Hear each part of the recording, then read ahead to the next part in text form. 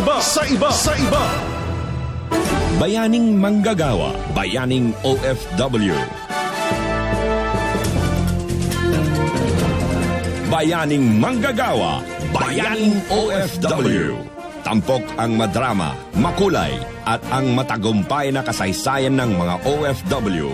Ang kwento ng pakikipagsapalaran ng mga bagong bayani ng bayan at ang pagtugon at pagdamay ng pamahalaan sa kanilang makaraingan. Bayaning manggagawa. Bayaning OFW. At ngayon, narito ang ating mga program hosts.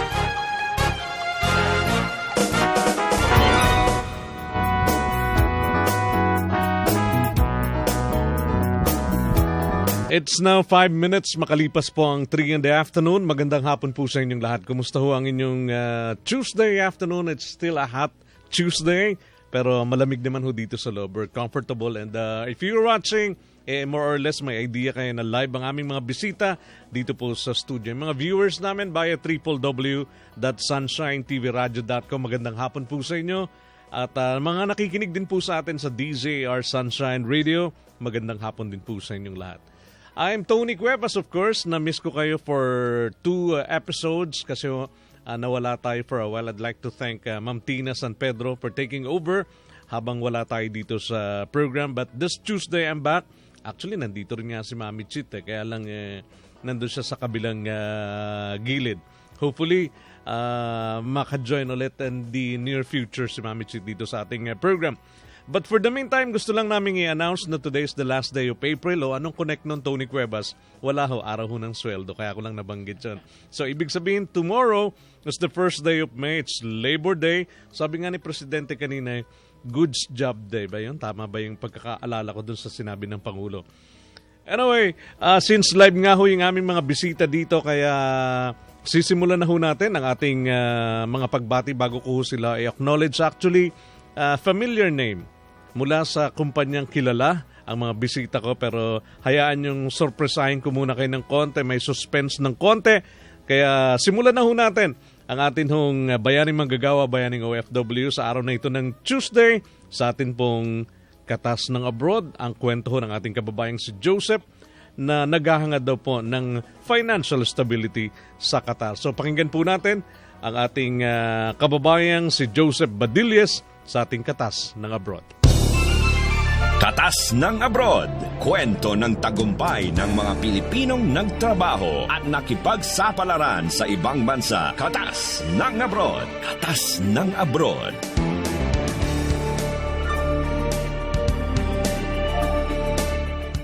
Joseph Badilles naghahanap ng financial stability sa Qatar. Noong 2008, si Joseph Badilles ay binigyan ng oportunidad na makapagtrabaho sa ibang bansa at nakita niya ito bilang paraan para ma-achieve niya ang financial security na sadyang mahirap hanapin sa bansa. Ayon kay Joseph, isa sa mga rason kung bakit siya nagsisipag magtrabaho sa ibang bansa ay para mabayaran ang napakalaking bill niya sa credit cards. At syempre, nais din niyang mag-explore ng panibagong buhay sa ibang bansa at maghanap ng greener pasture. Dahil sa tingin niya ay makakatanggap siya ng malaking sweldo para masecure na niya ang kanyang kinabukasan. Si Joseph ay laking Cebu City at hindi siya nahirapan sa paghahanap ng trabaho sa ibang bansa dahil ang kanyang propesyon ay in demand. At nakahanap siya ng maraming job openings na nakaposte sa classified ads section ng kanilang local newspaper. Nag-submit siya ng application at kaagad ay pinatawag siya para sa initial interview. Makalipas ang isang buwan, tinawag siya para sa final interview. Nakasumpong siya ng foreign employers sa pangalawang interview, isang British,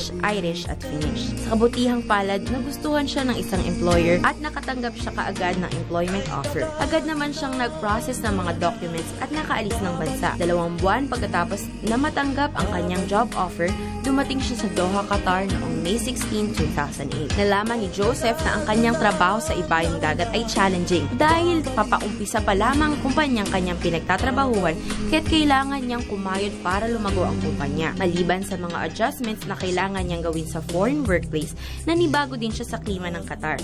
Paano kasi napakainit sa Qatar tuwing summer at napakalamig naman tuwing winter season. Ngunit napamahal na rin siya sa mga breathtaking sceneries doon, lalo na ang mga sand dunes na napakaganda. Katulad ng ibang OFWs, namimiss din ni Joseph ang Pilipinas ng husto. Nais pa rin niya ang magandang panahon dito sa atin at ang mga delectable Filipino food. Bilang OFW na pumunta sa abroad para magtrabaho at makamtan ang financial security, nais ni Joseph ibahagi ang mga tips na ito sa mga OFW sa buong mundo upang makatulong siya para makamtan nila ang financial security. Magbukas ng savings account para sa iyong sarili at iwalay mula riyan ng iyong beneficiary. Sa paraang ito, maaari mo mapaghiwa-hiwalay ang iyong savings mula sa transactional account tulad ng pondo na kailangan sa kanyang beneficiary sa araw-araw na gastos. Magplano kung magkaano ang kailangan mong itabi sa iyong budget para sa iyong family expenses na kailangan niyang ikonsulta sa kanyang beneficiary. Sa ganitong paraan, ang plano ay nalilinya sa mga pangangailangan ng pamilya at ang daan patungo sa financial stability ay naging family affair. Ideally, kailangan mong magtabi ng 40% mula sa iyong income at 60% ng iyong monthly income ay para sa iyong pamilya. Invest wisely and keep your promise to your family, wife, children, and yourself.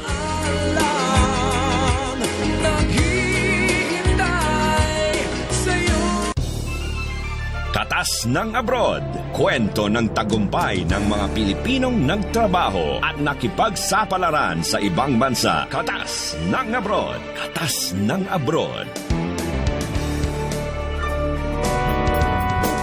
Alright, so yan po yung kwento ng ating kababayang si Joseph. Actually, sa 100% more or less, more than half naman po ng nag-abroad yung nagiging successful, especially nowadays na hindi lang ho yung mga agencies, even our government, ay talagang tinuturuan ho para naman hindi masayang oportunidad na sila ho ay nakakapagtrabaho sa abroad. Anyway, this afternoon, gusto kong isama na sa ating kwentuhan this afternoon ng ating mga kaibigan from Paramount Life and General Insurance Corporation. Nandito ho sila para pag-usapan namin ito hong tungkol sa Paramount, especially yun hong RA 10022. Ano ba ito?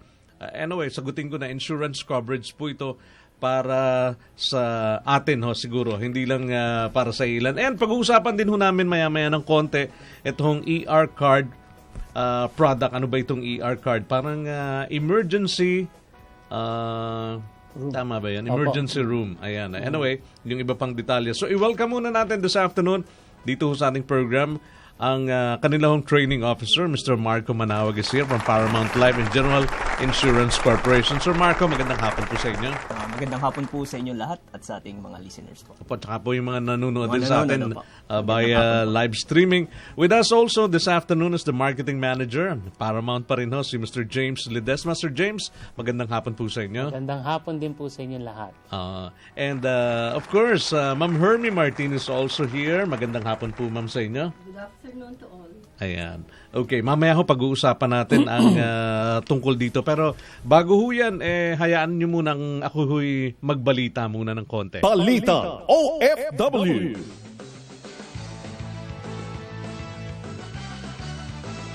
Sa atin pong mga balita, matatagalan pa bago mapauwi ang lahat ng overseas Filipino workers na stranded sa Jeddah, Saudi Arabia. Ito ay ayon sa pahayag ng Department of Foreign Affairs Undersecretary na si Jesus Yabes. Ginagawa nila ang lahat upang mapabilis ang repatriation process sa tinatayang 1,000 mga kababayan na ngayon ay nakikisilong sa tent city na tinayo sa labas ng Philippine Consulate.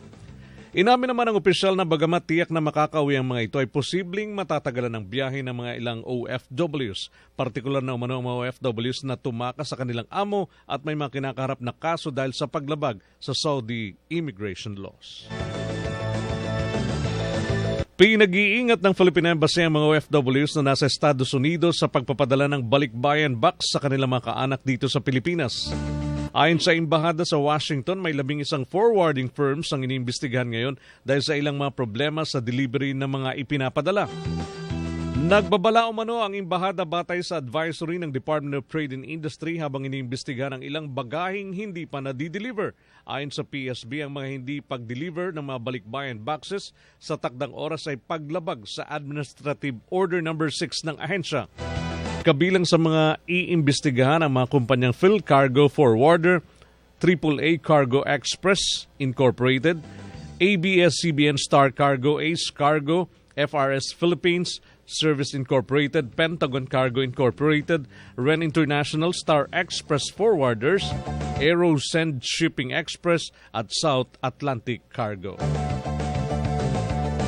Sa iba pang balita, nanalo ang isa sa mga kababayan nating Pilipino bilang Best Farm Manager of the Year sa Dairy Industry Award. Ang nasabing Pinoy Farm Manager ay nagngangalang Neil Molina sa Concept Holdings sa Ranfurly sa New Zealand. Nakatanggap din siya ng award na Agito Human Resources Management Award. Nagtrabaho mano si Molina kay Greg and Kelly Kirkwood kasamang 13 Pilipino na nag-aalaga ng 20,000 ganun ba karami? 20,000 mga cattle. Ayon kay Molina, biyaya umano ang pagkakaroon ng mga dedikadong farm owners na nagbibigay din ng motibasyon upang maging maganda ang pagpapatakbo at maging produktibo ang isang farm.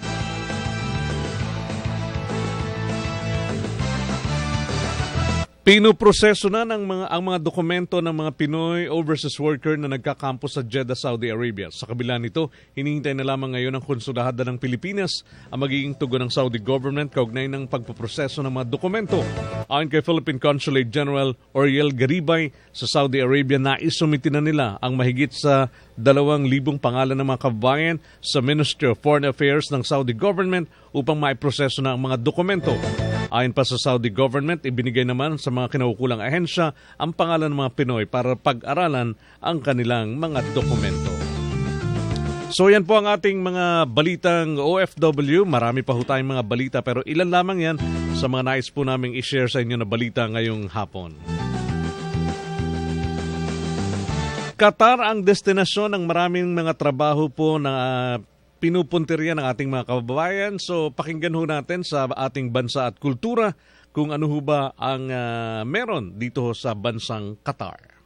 شفت برق علينا هلة مزونة جعل يسقي قطر ويعل رضانا. Bansa at kultura, Qatar. Ang pamumuhay ng Qatari ay nag-ugat sa Arabic at ang kultura nito ay napaka-Islamic tradition.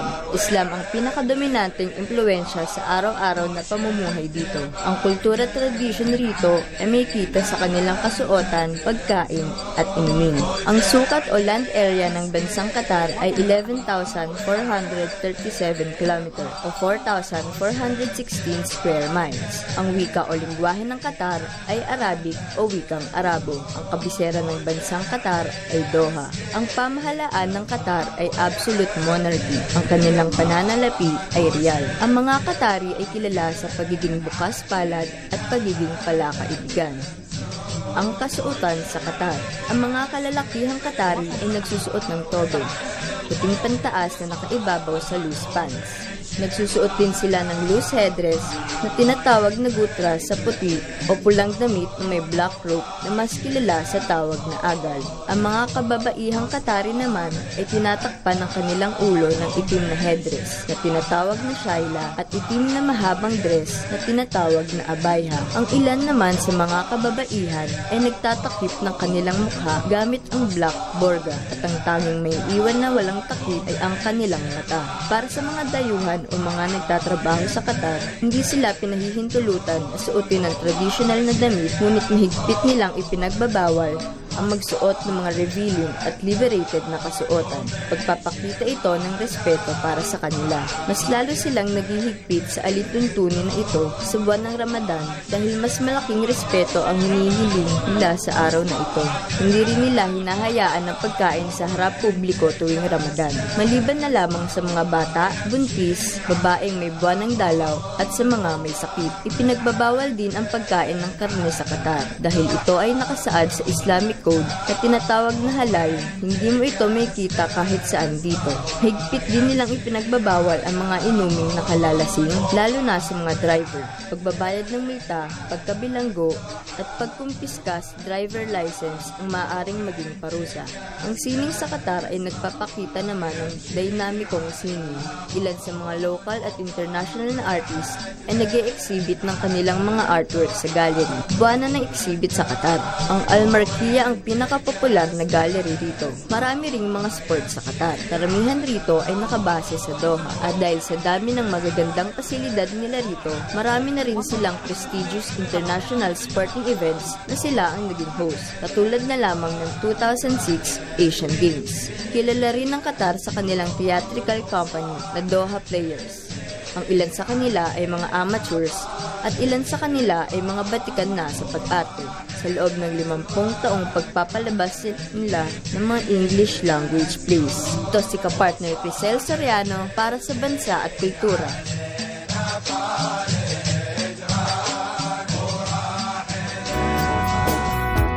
Alright, yan po ang paglalarawan sa bansang Qatar. Sa mga naghihintay naman sa ating trabaho sa Ibayo, ang agency po natin this afternoon ay Mayon International Trading Corporation. Ulitin natin, Mayon International Trading Corporation. Ito ho yung kanilang mga hinahanap, bakery. Ayan, para ho sa bakery store manager na may 5 taon hong experience. Pwede kayong mag-apply sa Mayon International Trading Corporation. Auto detailer, nangangailangan ho sila ng 5 pero 3 taon ho yung required experience nila sa mga mag-a-apply. It's the same, Mayon International Trading Corporation. For convenience store, nangangailangan ho sila ng 20 supervisor na may 5 taong experience. Tapos sales lady, mayroon din ho silang pangailangan, 10 din ho, 3 taon din ang kanilang experience na nire-required sa mga mag-a-apply. Salesman, 10 rin ho yung bakante, 3 taon din po yung experience. And mathematics lecturer, 10 ho yung kailangan nila, 5 taon naman ho yung experience. Ang Asian International Manpower Services ay nangangailangan naman po ng mga mananahi, cat and sue. Ito ho ay para sa Dammam, Saudi Arabia. By the way, Muscat, Oman, ayun ho yung destinasyon ng mga trabaho po ng Mayon International Trading Corporation. Tsaka pala may Alcobar sila dito. Mobile mechanic, urgent po ito. May 5 bakante ho for mobile mechanic. 5 years ang experience. Nigeria ang destination. PNI International Corporation ang agency ho dyan. And body mechanic, urgent din po ito. 10 naman ho yung bakante for body mechanic. 2 years lang ho yung required experience. Nigeria din ho ito. It's the same, PNI International Corporation. So, for more information do sa mga wala ho do sa binanggit natin yung kanilang hinahanap, pwede ho niyong pasyalan ng www.ofwguide.com. Pwede ho kayong pumunta dyan. User-friendly ang kanilang website. All you have to do is to follow lang ho yung instruction. At ayun, masusundan nyo na yung site na gusto ho ninyong puntahan para makahanap kayo ng kanilang mga job openings. Sige, so tuloy-tuloy na kami. Naipakilala na natin ang ating mga bisita dito. 3:22 ang ating oras po sa buong Kapuluan. At nandito nga ho sa studio si Mr. Marco Manawag, ang training officer ng Paramount Life and General Insurance Corporation. Si Mr. James Ledesma, yung kanilang marketing manager. At si Ma'am Hermie Martin. Ayan, magandang hapon po ulit sa inyo, Sir Marcos, Sir James, and welcome dito po sa Bayaning Manggagawa, Bayaning OFW. Pag-usapan muna natin, ano ba itong RA 10022 or insurance coverage? Okay, ang RA 10022 ayon sa Section 37A, ang tawag sa kanya ay Compulsory Insurance Coverage, meaning required po ito ng batas para sa ating mga overseas foreign workers. Sabi sa batas, each migrant worker deployed by recruitment, land-based or manning, sea-based, ay kailangan covered po nito. So both kung seaman kayo or land-based worker kayo ay dapat ay maging ma-covered nito. Yes. Okay. Naisa batas po yan 2010 of March 8. At sunod sa tanong niyo po, para saan po ito? Required po ito ng POEA. Required po yan para magkaroon sila ng Overseas Employment Certificate, o OEC. Alright. So, bakit daw may ganitong batas, Sir Marco? Ano ba yung well, kung titingnan natin, 'di ba? Ito isang napakagandang protection din do sa ating mga manggagawa. Pero bakit may ganitong batas? Ang idea nito po, inamyendahan po yung dating batas. Meron na po dating batas, RA 8042, Migrant Workers Act 1995. Pinalawak po ito, ginawang komprehensibo para lahat ng risk involved pa sa pagiging OFW na nabanggit nyo kanina, yung mga repatriation problems, na-cover na rin po doon. Ayan. Naipapasa po sa mga private companies. Ayun. So, since sabi nga natin, mas pinalawak lang. Dati na itong batas, kumbaga. Mas pinalawak Pinaganda. lang natin. Pinaganda, okay. Ano ho ba yung mga isinasaad ng batas na ito? Isama na rin natin yung mga benefits ng ating mga kababayang OFWs dito. Okay, ayon sa batas, meron po siyang siyam na benepisyo para sa ating mga OFWs. Meron yan natural death, aabot po ng 10,000 dolyar according to law. Yan po ang pinaka-minimum. So, in dollars ito, Dollars hindi po peso. yan. Dollars po yan. At kung ang cost pa ng kanyang kamatayan ay aksidente, yung 10,000, dadagdagan po natin ng 5,000. Magiging $15,000 kung aksidente ang dahilan. At meron din po yung permanent total disability insurance. Kung sakaling siya ay mabulag, ma-disable, hindi na makagalaw, mabaldado, aabot ng $7,500. Meaning may corresponding benefits, depende kung anong klaseng disability. Kasi may mga grading yung disability natin. And, Yes. if I'm not mistaken, sa SEMA, nung hinahandle ko pa yung kanilang program, parang hanggang grade 11 ata. Anyway, basta may corresponding amount yung lalabas do sa kanilang grading. Okay. Opo. Meron din po tayo diyan repatriation. Repatriation, nangyayari po yan kung ang ating OFW ay namatay. So, kino-cover po ng insurance yan. Kung pwede rin mangyari na siya ay ma-repatriate kasi hindi natupad ang kontrata. Accordingly, magpo-provide po tayo ng repatriation benefit. Kung siya ay bumalik dito, pwede nating mai-refund ang repatriation cost. Opo. Yan, ganyan po. At meron din tayong subsistence allowance na umaabot ng $100 per month, maximum of 6 months. Kung sakali siya ay nalitigate sa bansa kung saan siya nagtatrabaho, magpo-provide po tayo $100 per month for 6 months. For 6 months. Yan, ganun po yun. At meron din tayong legitimate monetary claim. Makakapag-claim po sila kung totoo yung claim nila, sila ay inabuso. Ang kanilang karapatan ay hindi na naibigay sa kanila ng tama, pwede nilang kasuhan, magkaso sa employer, at pwede silang makatanggap ng up to $6,000. Ayan. At meron tayong compassionate visit kung sakaling sila ay ma-hospital ng at least 7 days or 1 week. Magpo-provide po tayo ng ticket papunta sa abroad, kung saan man sila naroon, isang tao kung sinong gusto nila. Kamag-anak nila o kung sino man na gusto nila. Tayo po ang mag-shoulder. Isang tao lang po. Isang tao lamang po. At medical evacuation naman kung sakaling siya ay nagkaroon ng sakit o na aksidente at na-confine sa ospital na hindi kumpleto ang facility para to meet yung medical attention na kailangan, diba, ng ating OFW, i-evacuate natin yun from one hospital to another hospital. So, sagot na po ng insurance. At meron tayong medical repatriation, parang kagaya rin yan no number 4 na kung sakaling medically impaired na siya, hindi na siya pwedeng makapagtrabaho, so pag na-repatriate siya, covered din po yun. Covered din. So, yun po kagandahan yan. Talagang napaka-laki ng benepisyo nito para doon sa ating mga OFWs. Ito hong pagbabayad, magkano daw po ba yung halaga at yun daw bang ating kababayang OFW ang magbabayad po nito, Sir Marco? Opo. Sa una niyo pong tanong kung magkano, meron pong tariff rate tayo dyan. Hinanda po yan ng Insurance Commission. For example, land-based po. Kung ang kanyang kontrata ay 1 taon, $72 lamang. Kung 1 year lang yung kanyang kontrata. Ang kontrata, $72. So kung 2 years po ito, aabot po ito ng $144.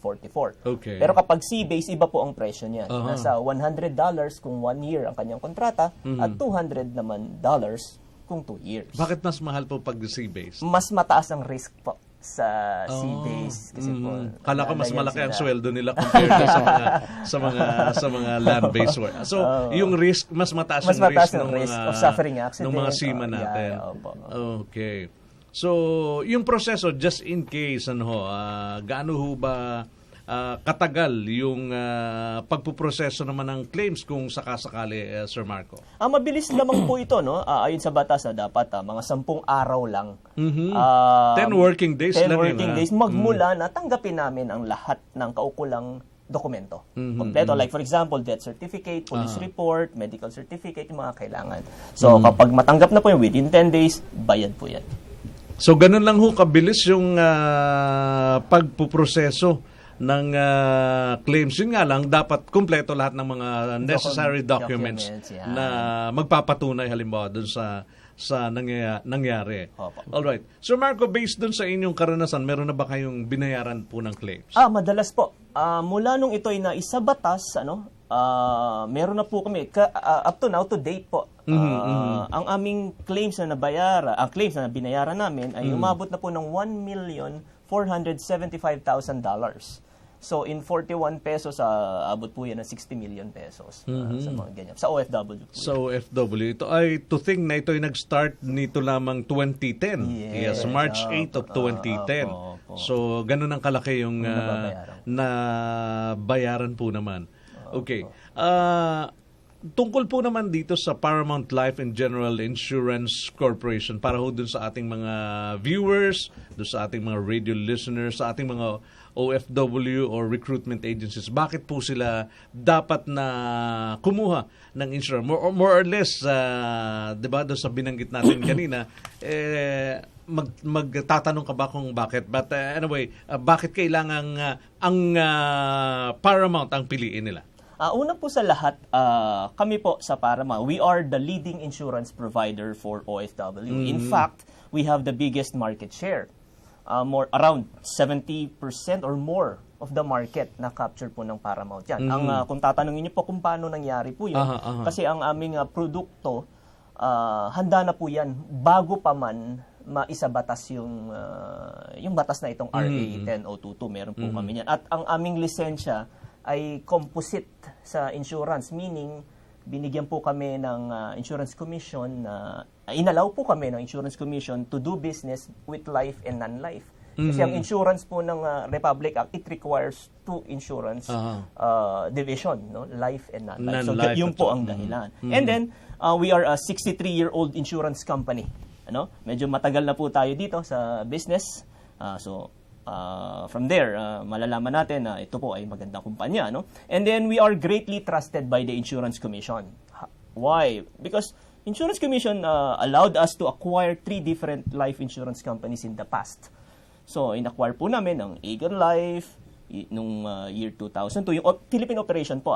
And then, yung Manila Bankers Life Insurance Corporation, actually, galing po ako dito sa kumpanyang ito, in-acquire po yung individual business portfolio in 2005. At ang kasama ko po galing sa Sony Life Philippines, another company that was acquired by Paramount. Then, of course, sa panghuli, higit sa lahat, ang Paramount ay madaling kausap.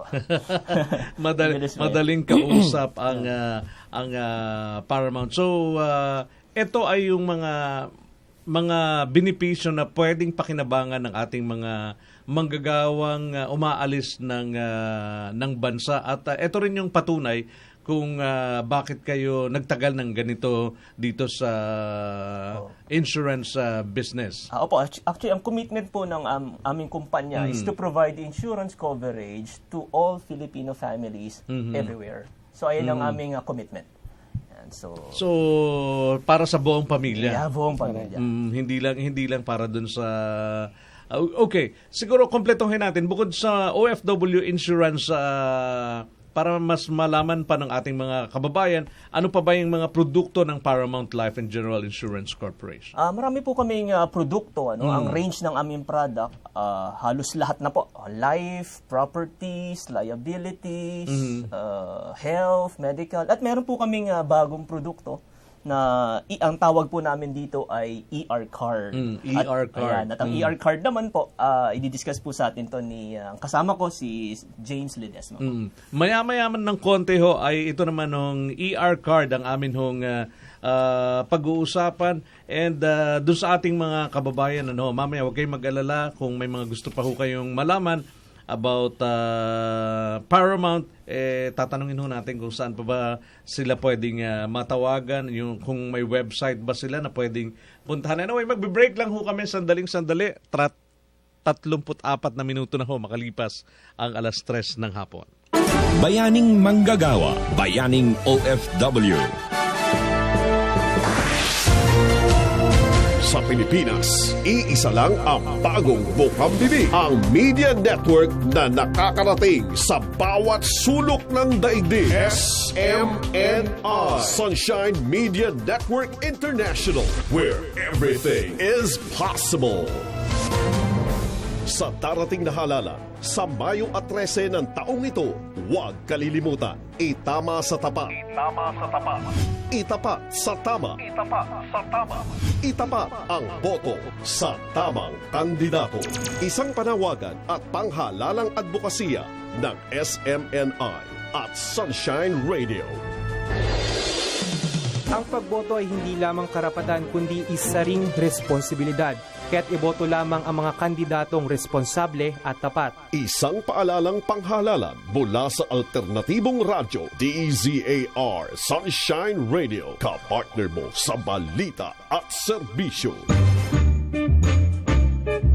Pakinggan tuwing Sabado, dito lamang sa DZAR Sunshine Radio, ang napapanahong palatuntunang pangradyo dito sa Bayan ni Juan. Si Jess Aranza, si Mang Jess, si Senador Juan Ponce Enrile, si Mang Juan. Opo, sila nga po ang inyong makakahuntahan dito sa Bayan ni Juan. Mapakikinggan mula 7:30 hanggang 9 ng umaga. Sabado, dito sa Bayan ni Juan. Siglang talakayan sa mga isyong pambayan, pang-ekonomiya, pampolitika, negosyo at panghustisya dito sa Bayan ni Juan.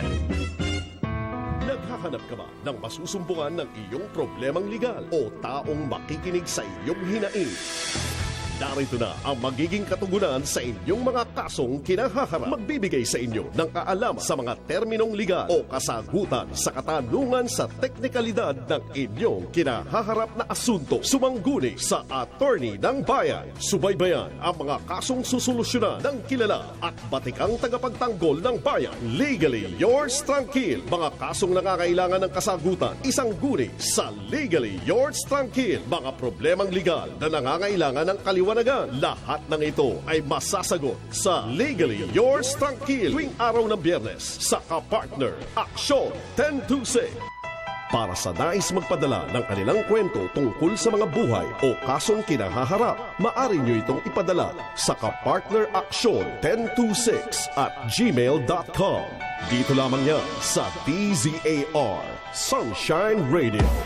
Maging updated sa iba't ibang sports na inyong kinagigiliwan. Pakinggan ang panayam sa inyong mga favorite players at kung ano ang latest sa kanilang mundong ginagalawan. Alamin din ang mga programa ng pamahalaan sa iba't ibang larangan ng sports na aktibong nilalahukan ng ating mga atletang Pinoy. DZAR Sports Hour. Kasamang inyong team captain na si Benji Santiago. Tuwing Sabado, dito lamang sa DZAR Sunshine Radio. DZAR Sports Hour.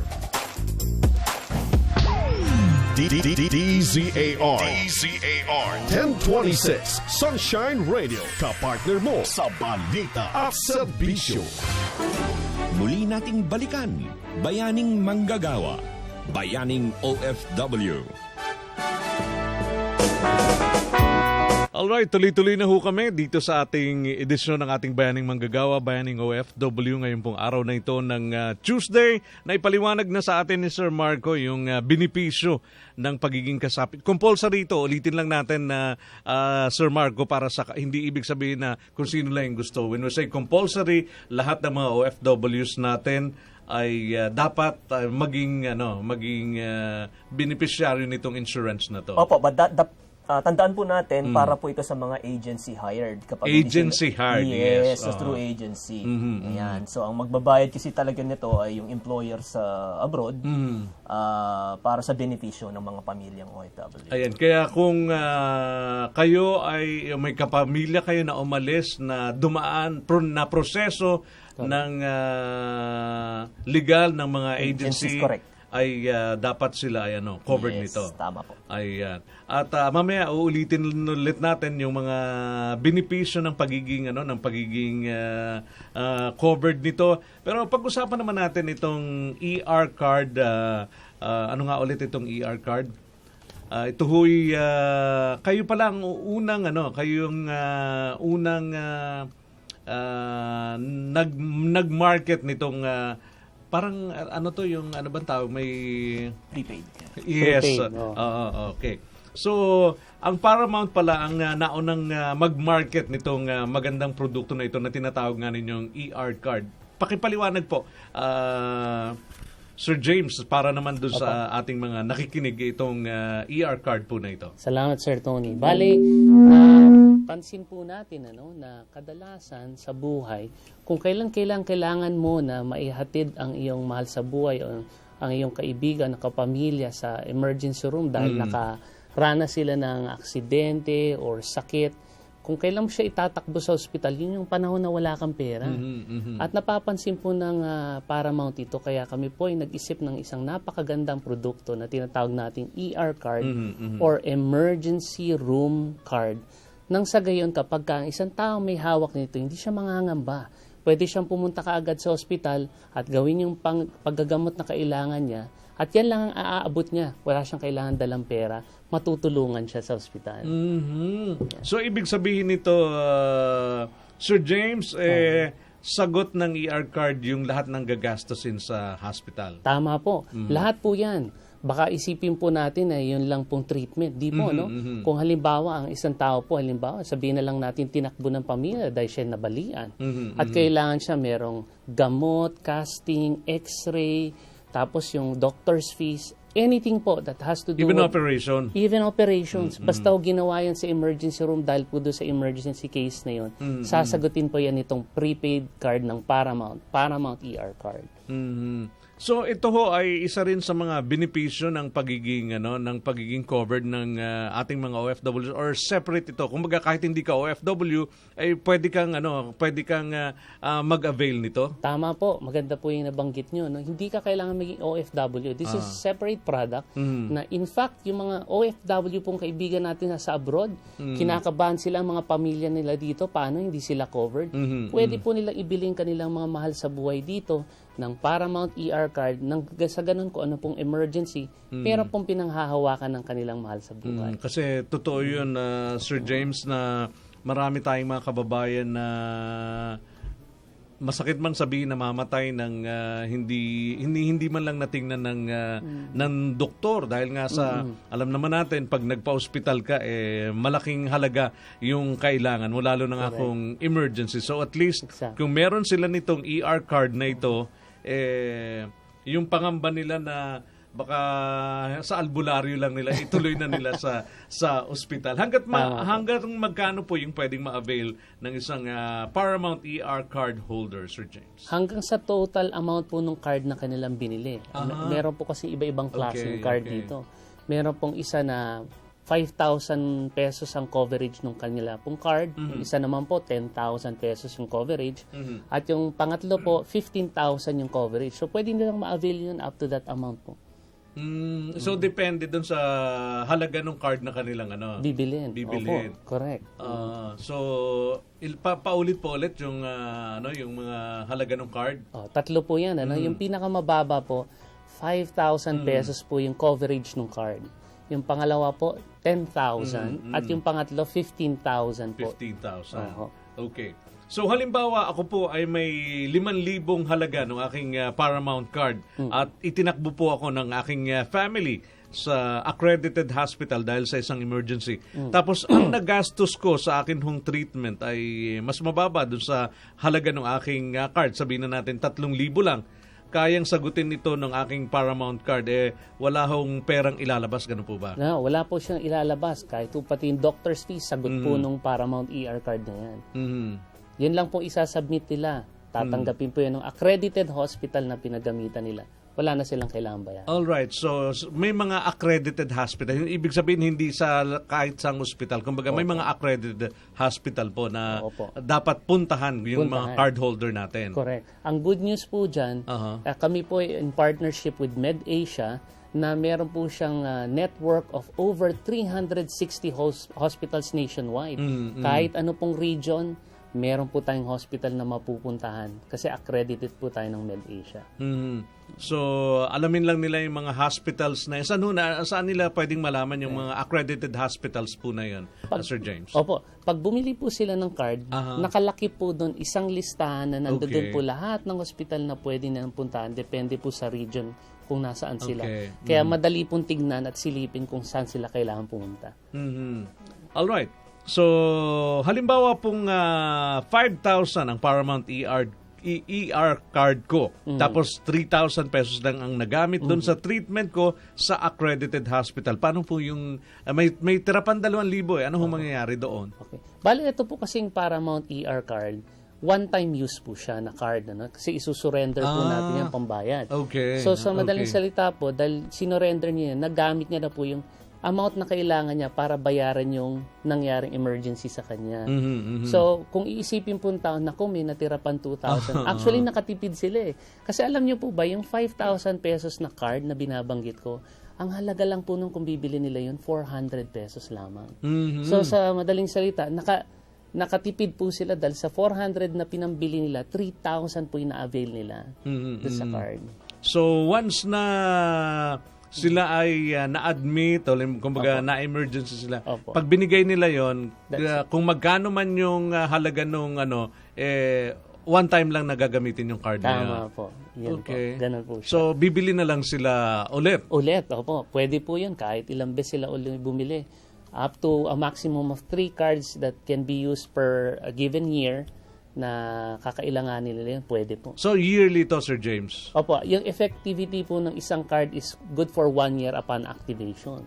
Kaya kung nagamit niya na yun at gusto niya uling makover, bili lang mo siya uli.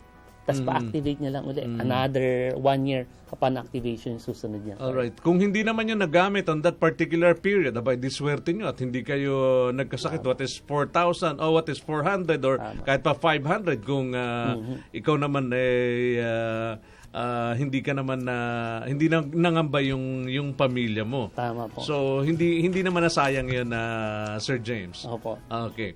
Magandang tanghali po sa inyo. By the way, doon nga pala sa mga gusto hong magtanong sa amin, pwede ho niyong idaan, hindi ko makabisado yung aming mga telepono dito, pero pwede niyong idaan through text. Just type DZAR, lagyan po niyo ng space, tapos yung inyong pangalan, tsaka yung inyong address para naman ma-acknowledge namin kayo. At send nyo lang po yan sa 2299. Like itong ating texter, hindi ko nababanggitin ang iyong buong numero.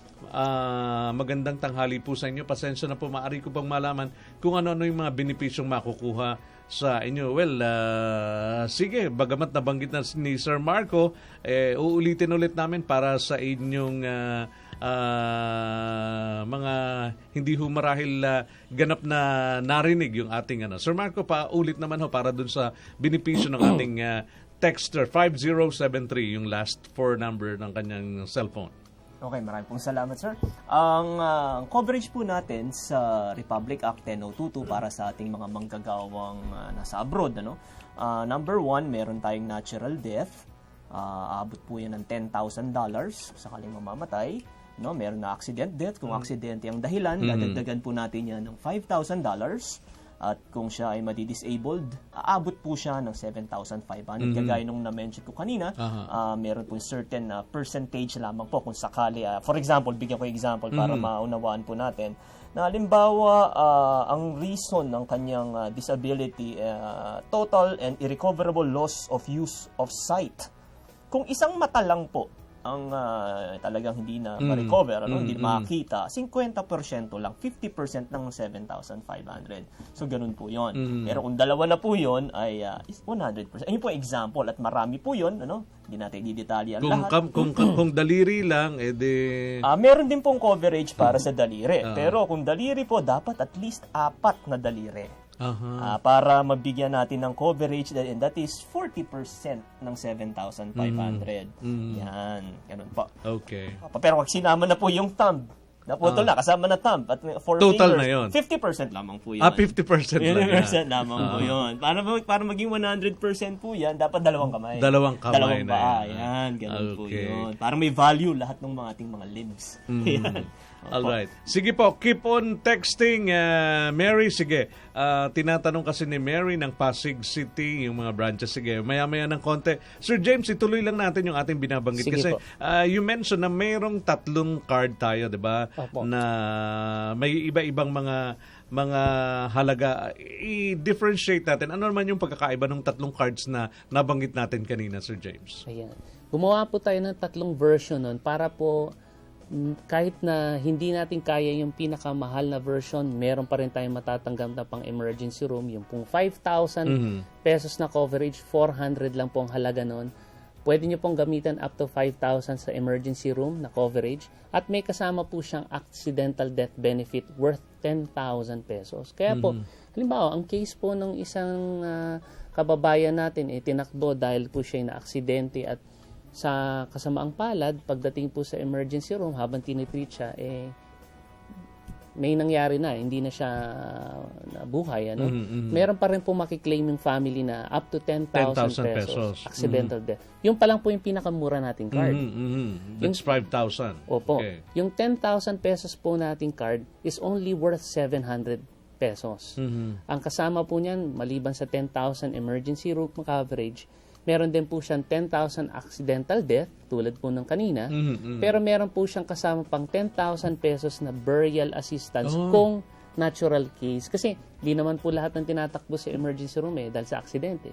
What if po inatake lang yun sa puso, tinakbo doon, at yun po ang cause ng kanyang demise, pwede po siya lang mag-claim ng 10,000 pesos burial assistance maliban po doon sa binayaran 10,000 natin na. yung emergency room nila.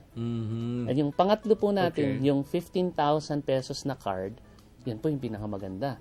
Kasi maliban po sa up to 15,000 pesos na emergency room coverage, ang accidental death benefit niya po ay hindi 10,000, 30,000 pesos. At maliban po doon sa sinabi ko kaninang meron pang burial assistance, meron pa po itong hospital income benefit. Ano po yun? Kasi di po ba, minsan, pag tinatakbo natin sa emergency room, sasabihin ng doktor, nako, kailangan i-confine yung tao. Ito pong 15,000 pesos na card, meron po siyang confinement benefit. Up to 5 days po yan. 1,000 pesos per day, ang pwede niya pong i-reimburse sa Paramount kapag ka siya po yung na-confine sa hospital. So, mababayaran po natin 1,000 pesos per day for 5 days pag ni-reimburse niya sa Paramount. So, yun yung kaibahan nung 3 cards na yun na binanggit natin kanina. Yung 5,000, 10,000, and 15,000. Tama po. Opo. So, ulitin lang natin na hindi lang ito para doon sa mga OFWs. Kahit sino ay po pwedeng makinabang dito sa e-card na ito na pinag-uusapan natin, Sir James. Opo, yun po ang napakagandang bagay rito. Kasi pag pinag-usapan natin, Sir Tony, ang insurance, minsan may mga tao sabihin, di ko na kaya yan kasi hindi na ako coverable dahil sa edad ko, dahil sa health ko. Ito pong Paramount ER card, kahit po may pre-existing condition, ibig sabihin kahit may sakit po kayo, pwede kayong bumili nito, bata, matanda. Ano po, as young as 4 years old, as old as 64 years old, pwede pong bumili nito. So kahit mayroong existing ng karamdaman, halimbawa yung isang tao, ay pwedeng bumili nitong card na to. Opo. Yun Kahit meron siyang kidney problem, heart problem. Minsan pag bibili ka ng life insurance sa kumpanya, di ka natatanggapin kasi may problema ka. Ito po pwede nilang bilhin, no questions asked. Yun. That makes Paramount different among others. Exactly. So kahit anong ospital pwedeng gamitin itong card? Basta po accredited. Accredited, ayan. Actually, pwede rin po sa non-accredited kung ang case po nila is vehicular accident, Sir Tony. Halimbawa po, tumatawid na sagasaan or nagda-drive na aksidente. Kung ganun po, na kailangan itakbo sa non-accredited, pwede po nilang ipa-reimburse up to 80%. Up to 80%. Opo. Alam ko namang hanapin mo pa yung accredited kung ano na talaga, delikado na yung lagay. So kung anlin yung malapit na ospital, pwede mo nang dalhin doon. Opo. Basta vehicular accident lang yung ano. Okay. Madali daw bang ma-activate itong ER card na ito na pinag-uusapan natin? Napakadali po. Ako po mismo, sumubok niya, napatunayan ko madali.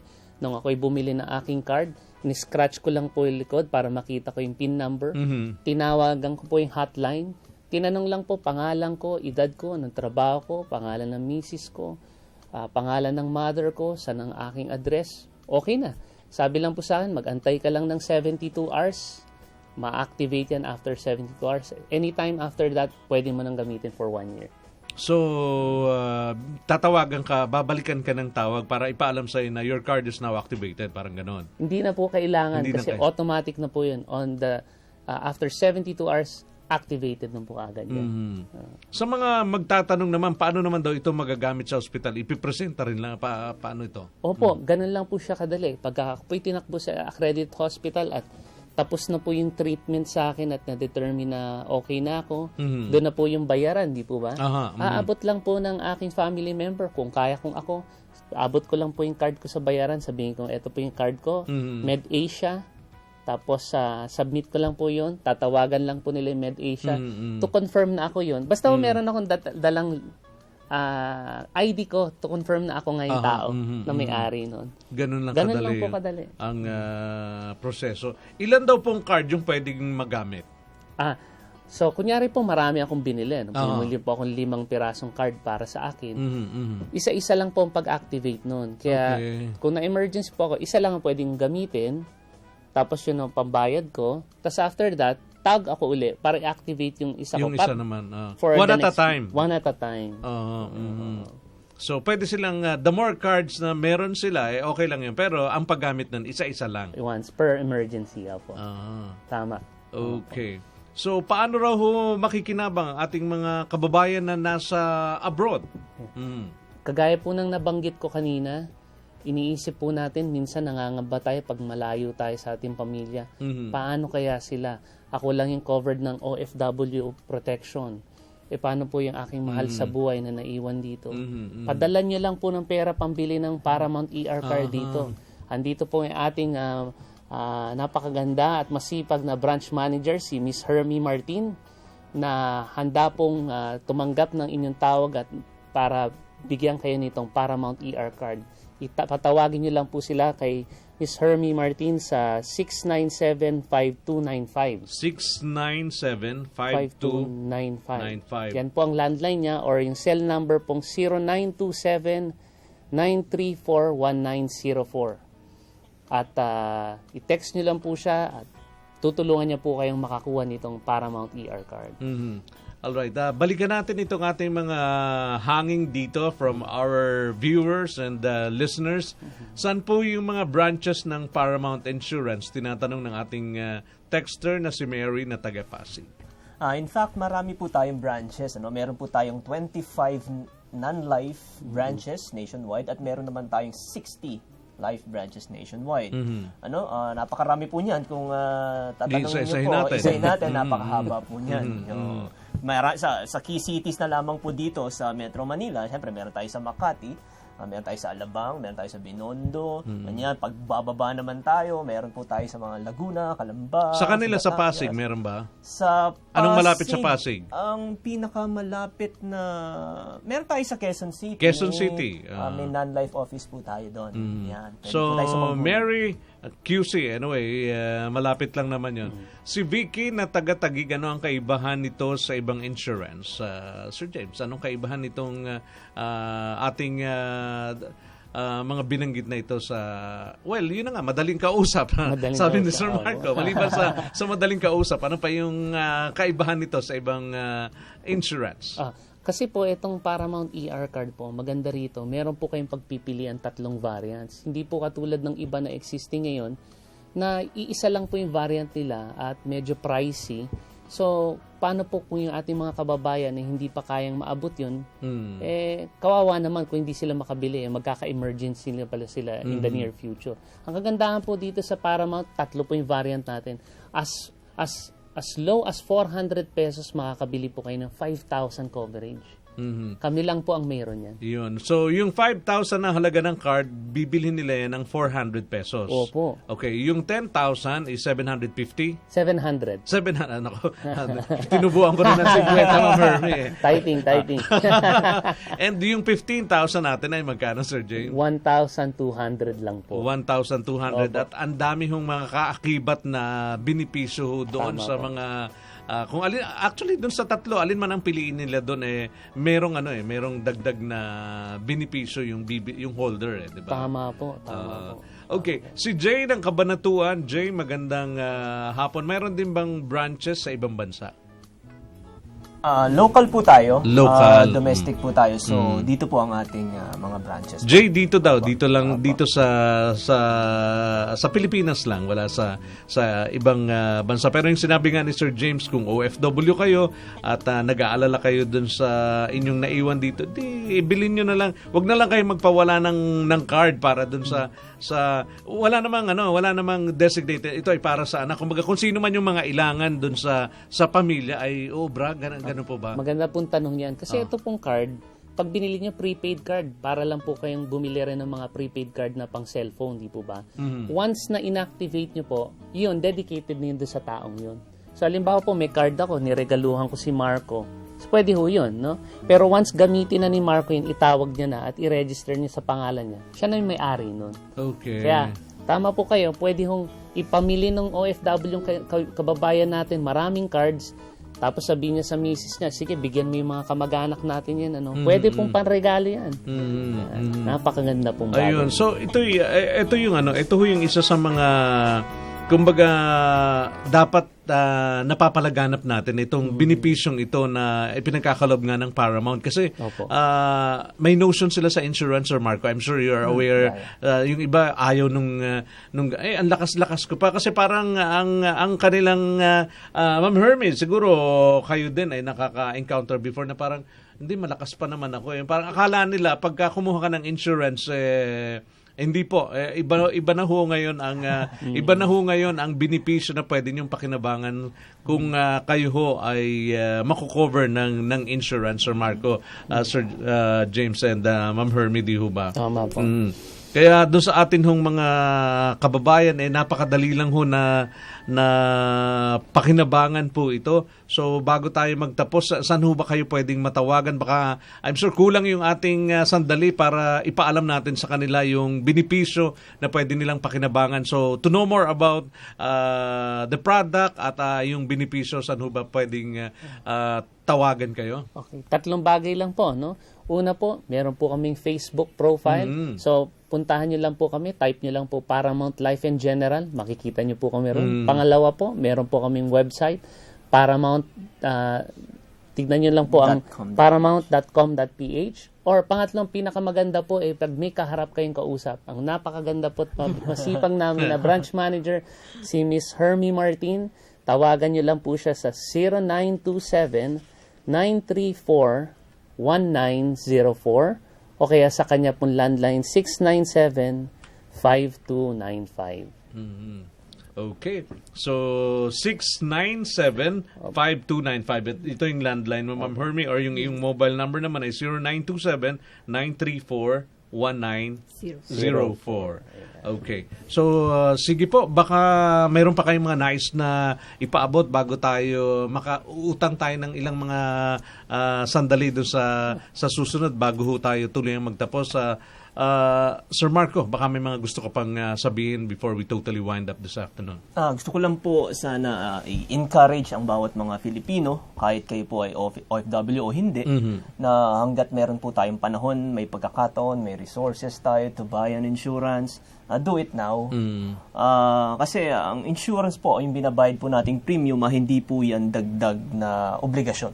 Actually, ito po ay napakagandang paraan to meet the obligation that you and I, all of us, already have. We already have an obligation sa ating pamilya. We owe it to our families. No? Tsaka hindi natin alam kung anong pwedeng mangyari. Tandaan natin, life insurance is bought not because someone will die, but someone must live. No? Ganun po yung message po na insurance. Yes, okay. Sir James, your turn. Opo. Nagpapasalamat po kami sa pagkakataon to na binigay ng Sunshine Radio para po pamahagi namin ang aming paniniwala. Napakaganda po ng programa ng insurance para po matulungan natin ang ating sarili at ang ating mahal sa buhay at ang ating kapwa. Ang kagandahan po sa Paramount, hindi kailangang may mawala. Pwede kang makinabang kahit na walang masamang mangyari sa iyo. Kaya po namin tugunan yan. Kung meron kang karamdaman, pwede ka pa rin naming serbisyohan. Wala pong mawawala sa inyo pag kayo kumausap ng isang taga-Paramount. Kahit ano pong kailangan nyo, matutulungan kayo. Car insurance, fire insurance, life insurance. Name it. You name it, we have it. Okay, thank you, Sir James. And Ma'am Hermie, your turn. Baka meron din po kayong gusto kasi kayo yung hahanapin, kayo yung tatawagan. Yes, maraming salamat sa Sunshine Media Network International. Ang number 1 ngayon dito sa Pilipinas at sa buong mundo. Salamat sa pag-invite ninyo sa amin. Talagang pinagmamalaki ko ang Paramount kasi 30 years na ako dito. So lahat ng mga client ko talagang satisfied, saka ang bilis magbayad. Ano to? Package ito, investment, retirement, lahat ng mga benefits ng mga ng mga bawat individual nandito na lahat. At nakaka-avail din ng loan kasi nag-accumulate ng cash value. Kulang na nga lang yung oras natin, hindi na Pero magpa-part 2 tayo kung kailangan nating mag-part 3 para lang maipaalam sa kanila yung benepisyo ng pwede nilang pakinabangan. We will do that, Ma'am Hermie. Yes. Thank you very much. So, salamat po ng marami. Salamat, And Sir Tony. ang ating quote of the day na iiwan sa ating mga viewers ngayon. Quote of the day. Sabi ni Michael Jordan na bagong kasal, I failed over and over and over again in my life, and that is why I succeed. So, kung kayo ho ay nabigo, hindi ho end of the world yun para sa inyo. Sige lang, hayaan yung makaranas kayo ng maraming pagsubok at ang hindi nyo pagsuko ay mga hulugan ng inyong pagtatagumpay. With that, kami ho'y nagpapaalam na pansamantala pero Webiso, babalik ulit tayo. Salamat sa ating mga panauhin at sa ating mga live guests dito sa studio, ang ating mga kaibigan mula sa Paramount, Ma'am Hermie, Sir James, and Sir Marco. Thank you very much. Ako po si Tony Cuevas hanggang sa Webes. Bayaning Manggagawa, Bayaning OFW. Inyong napakinggan ng malayang talakayan sa Bayaning Manggagawa, Bayaning OFW. Maraming salamat sa inyong pagtangkilik at pagsubaybay. Sa Pilipinas, iisa lang ang bagong bukang bibig, ang alternatibong media network na nagtutrumpet at naghahatid ng maganda.